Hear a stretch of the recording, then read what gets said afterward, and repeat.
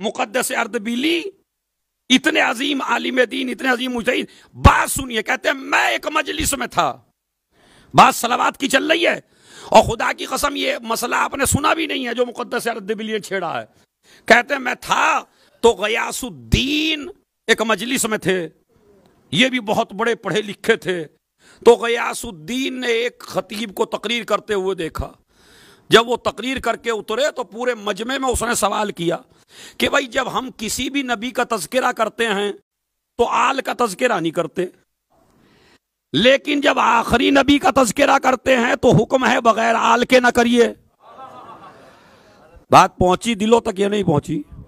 एतराज उसका पहुंचा कि आदम का तज़किरा, नूह का तज़किरा, जितने भी अंबिया हैं सबका तज़किरा किया, जिनका भी आप तज़किरा करते हैं अलावा आले इब्राहिम के, हर नबी का आप तज़किरा करते हैं, आल का तज़किरा नहीं करते।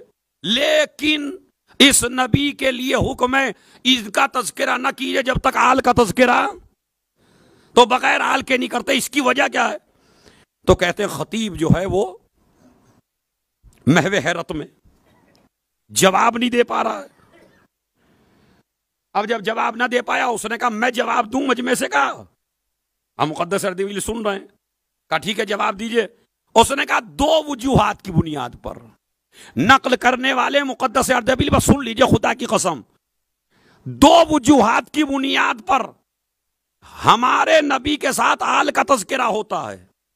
अब वजह सुन लीजिए तो आपकी समझ में आ जाएगा नबी ने क्यों फरमाया मुझ पे नाक़िस सलावात ना पढ़ो, नबी ने क्यों फरमाया बगैर आल के सलावात पढ़ोगे तो जन्नत की खुशबू भी नहीं सूंघ सकते, जन्नत में जा भी नहीं सकते, मेरे चाहने वाले बन ही नहीं सकते। ये सारी हदीसें अब समझ में आएंगी। कहता उसकी वजह यह है कि किसी भी नबी के बाद आल की जरूरत इसलिए नहीं थी कि उस नबी की शरीयत को खत्म होना था।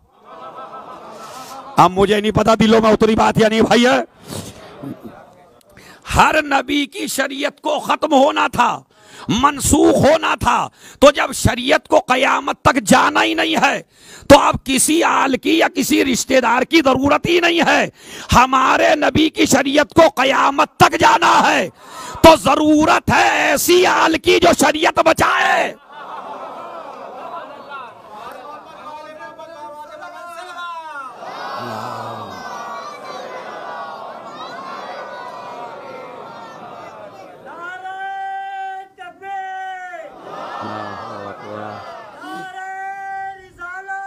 या रसूल अल्लाह,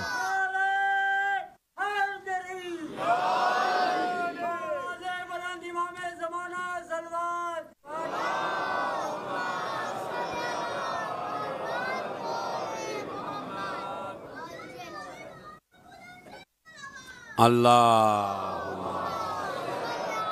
मोहम्मद। वाह, गौर फरमाए इस मसले के ऊपर, आल के ऊपर, के बगैर आल के सलावात का तसव्वुर। और क्यों जरूरी है? इसलिए कि इस दीन को कयामत तक चलना है तो अब बचाने वालों का होना, और जो बचाएगी उसे कहते हैं आल। इसलिए सलावात मुमकिन नहीं है बगैर आल के। यहां तक तो माशाअल्लाह आपने सुना। दूसरा जवाब सुनिए जो कयामत खेज है। दूसरा जवाब उसने दिया, कहा सुनिए, और वो दावा मेरा, आले मोहम्मद की और रसूल की सबसे बड़ी फजीलत कौन सी है? सलावात। अब दलील सुन लीजिए, सबसे बड़ी दलील है खुदा की कसम। उसने दूसरी दलील दी कि आल क्यों जरूरी है। कहते हैं इसलिए कि जब नबी के बेटे दुनिया से रुखसत हो गए और नबी के बेटे इंतकाल कर गए तो जितने भी कुफ्फार थे वो खुशियां मनाने लगे। और आस इब्ने वाइल, ये तो तफसीर है बाकायदा सुना हुआ है, लेकिन जो फिक्र है वो सुनी हुई नहीं है। तो क्या कहते हैं कि आस इब्ने वाइल ने ताना दिया, तू तो अबतर है, तू बेनस्ल है, तेरे औलाद ही नहीं है, सारे काफिर खुश हो रहे हैं, अब हमें नबी से डरने की जरूरत नहीं है, अब हमें इसके दीन से डरने की जरूरत नहीं है, अब हम इस्लाम से डरने की जरूरत नहीं है, चूंकि औलाद मर गई तो अब दीन आगे बढ़ने वाला। इसका मतलब है काफिर भी जानता है कि दीन आगे औलाद बढ़ाती है। کوئی دوسرا انسان دین آگے نہیں بڑھاتا. تو ابتر کا تانا دے رہے تھے. اللہ نے ابتر کے تانے کو قیامت تک کے لیے اور ان کے دشمنوں پہ، نبی کے دشمنوں پہ خود ابتر کا تماچا مارنے کے لیے اللہ نے جناب زہرا کو بھیجا اور کوثر کی شکل میں جناب زہرا کو عنایت فرمایا. اب جملہ سنیے غیاث الدین کا کہ نبی کے بعد آل کا تذکرہ اس لیے ہوتا ہے کہ یہ صلوات پوری دنیا کو بتاتی ہے نبی کی اولاد ہے، اس کے دشمن کی اولاد نہیں ہے.